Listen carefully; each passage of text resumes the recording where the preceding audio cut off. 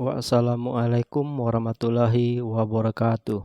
Shalom, Om Swastiwatsu, Namo Buddhaya, salam kebajikan. Andil Katalino, Bujuramin Kak Saruga, Basengat Kak Jubata. Selamat pagi dan salam sejahtera untuk kita semua. Salam guru penggerak, semoga kita tetap diberikan kesehatan dan kekuatan dan terus berkarya bagi para penerus bangsa.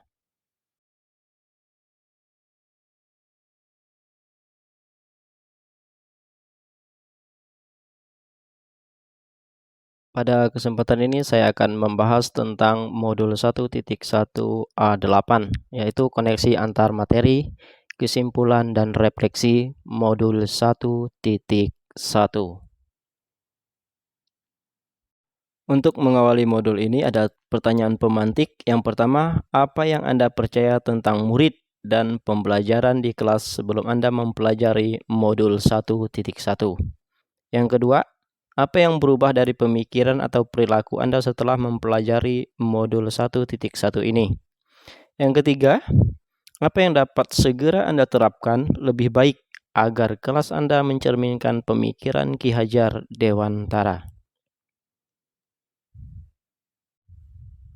Apa yang Anda percaya tentang murid? Murid adalah anak-anak yang usianya masih di usia sekolah, baik itu taman kanak-kanak, SD, SMP, maupun SMA. Anak-anak yang masih perlu tuntunan, anak-anak yang perlu bimbingan, salah satu komponen dalam pendidikan. Manusia atau benda yang memerlukan tuntunan, makhluk atau orang yang masih mencari jati dirinya, manusia yang menggali potensi dalam dirinya untuk memenuhi kebutuhan di dalam hidupnya di masa mendatang.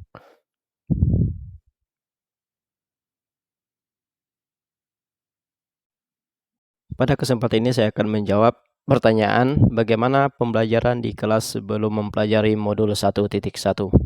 Yang pertama, guru satu-satunya sumber belajar. Bahwa dalam proses pembelajaran, bahwa guru adalah satu-satunya sumber belajar. Jadi untuk proses pembelajaran itu segala sesuatunya adalah guru. Bahwa guru itu dikatakan sebagai guru serba tahu.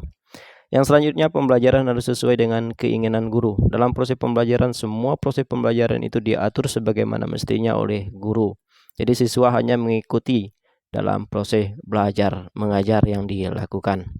Selanjutnya, siswa tidak diberikan kebebasan untuk mengembangkan dirinya. Jadi di sini guru dituntut agar memberikan proses pembelajaran itu sesuai dengan keinginan guru, sehingga siswa itu dalam proses belajar tidak berkembang sebagaimana yang mereka inginkan, sehingga kodrat yang ada pada mereka tidak dapat tersalurkan.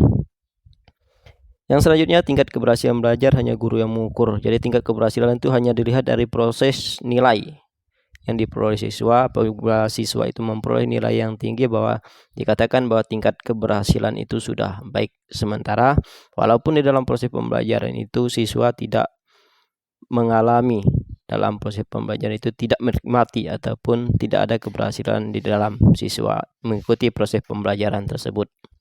Dan selanjutnya, guru sering memberikan sanksi untuk mengintervensi siswa. Dalam proses pembelajaran dilakukan, guru sering memberikan sanksi agar siswa itu dapat mengikuti proses pembelajaran dengan baik. Karena dengan sanksi, guru punya pemikiran bahwa siswa itu dapat mengikuti proses pembelajaran dengan baik dan akan memperoleh nilai yang baik pula. Yang selanjutnya, proses pembelajaran yang masih monoton. Di sini adalah guru yang tidak mau berkembang. Jadi proses pembelajaran itu hanya dilakukan dalam belajar di kelas. Ketika guru datang menyampaikan materi, setelah menyampaikan materi diberikan tugas, setelah itu akan dilihat hasil daripada proses pembelajaran yang dilakukan. Yang selanjutnya adalah tempat belajar hanya dilakukan di kelas. Jadi guru tidak mau mengeksplorasi bahwa tempat-tempat proses pembelajaran itu bisa dilaksanakan di mana saja, terutama penerapan pembelajaran kontekstual yang ada di sekeliling kita yang bisa kita manfaatkan untuk proses belajar mengajar. Apa yang berubah dari pemikiran atau perilaku Anda setelah mempelajari modul ini? Setelah mempelajari modul ini dan memahami pemikiran Ki Hajar Dewantara tentang pendidikan, yang berubah dari pemikiran saya adalah saya memahami tentang: pertama, pengajar merupakan proses pendidikan dalam memberikan ilmu. yang berfaedah untuk kecakapan hidup anak secara lahir dan batin. Yang kedua, pendidikan upvoting memberikan tuntunan terhadap segala kekuatan kodrat yang dimiliki anak agar ia mampu mencapai keselamatan dan kebahagiaan yang setinggi-tingginya, baik sebagai seorang manusia maupun sebagai anggota masyarakat. Pendidikan merupakan tempat persemaian benih-benih kebudayaan atau peradaban. Guru sebagai seorang pamong dapat memberikan tuntunan agar anak dapat menemukan kemerdekaan dalam belajar. Guru harus mampu membangun kekuatan sosiokultural, menjadi proses menebalkan kekuatan kodrat anak yang masih samar-samar. Pendidikan bertujuan untuk menuntun, memfasilitasi, membantu anak untuk menebalkan garis-garis samar agar dapat memperbaiki lakunya untuk menjadi manusia seutuhnya. Ki Hajar Dewantara juga menegaskan bahwa didiklah anak-anak dengan cara yang sesuai dengan tuntutan alam dan zamannya sendiri. Pemikiran Ki Hajar Dewantara juga mengingatkan pada kita bahwa kodrat keadaan, kodrat alam, setiap alam berbeda-beda. Begitu juga dengan anak, bahwa anak itu memiliki kemampuan maupun talenta yang berbeda-beda. Yang kedua adalah kodrat zaman. Zaman memiliki tantangannya masing-masing. Setiap zaman memiliki tantangannya masing-masing. Begitu juga dengan kita mendidik anak-anak kita sesuai dengan keadaan. Zaman dahulu tidak bisa disamakan dengan zaman sekarang. Jadi seorang guru itu dituntut untuk bisa mengikuti perkembangan zaman, baik dari segi proses belajar mengajar maupun teknologi yang digunakan. Yang selanjutnya adalah prinsip perubahan. Di sini ada kontinuitas, ada konsentris, dan berorientasi pada murid. Kontinuitas adalah dialog yang kritis dari sejarah Indonesia serta konvergensi memanusiakan manusia untuk menghargai nilai-nilai kemanusiaan. Konsentris menghargai perbedaan, budi pekerti, olah cipta, olah rasa, olah karsa, olahraga. Pekerti itu adalah tenaga. Yang ketiga adalah berorientasi pada murid atau berhamba pada murid.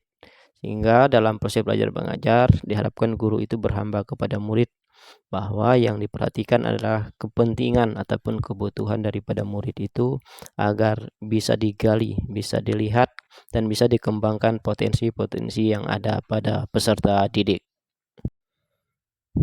Apa yang dapat segera Anda terapkan lebih baik agar kelas Anda mencerminkan pemikiran KHD? Setelah mempelajari modul ini, tentunya ada sesuatu hal yang akan kita terapkan di dalam proses belajar mengajar.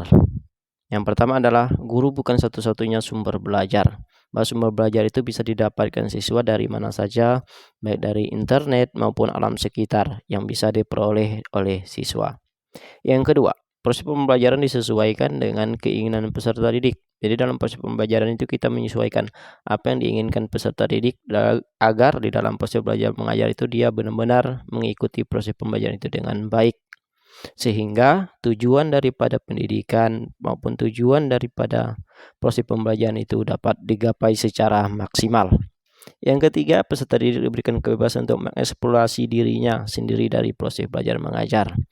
Sehingga potensi-potensi yang ada pada peserta didik itu dapat kita temukan dan dapat kita kembangkan untuk kebutuhan hidup dia di masa mendatang. Selanjutnya adalah tingkat keberhasilan belajar bukan hanya diukur dari nilai yang diperoleh peserta didik, melainkan proses pembelajaran diikuti peserta didik itu sendiri.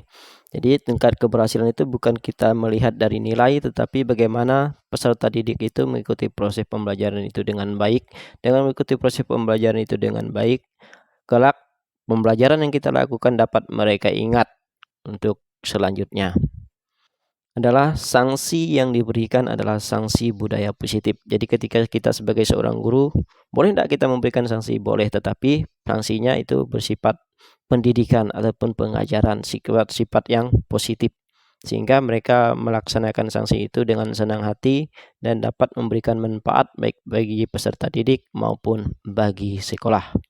Yang selanjutnya adalah proses pembelajaran harus bervariasi, kreatif, inovatif, dan menyenangkan.